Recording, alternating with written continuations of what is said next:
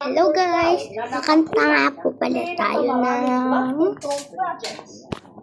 sa 545 billion pesos na budget daw para sa mga proyekto nitong nakaraang tatlong What taon, it sounds 20% like. Humigit kumulang 100 billion pesos na punta Tagalog sa version. 15 contractors na ito. Kasi K-pop Demon Hunters, nag-uusap-usap muna sila kung ano yung offer nila ng market economic system ang tawag Nasugat yan, at oligopoly, natulog. unethical.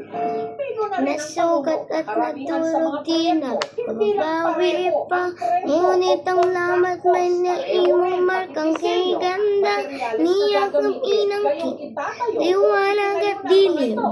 Ngayon ang tinig ay himig na siyang tunay. Bakit pinigal ang iyong noon ng isipan?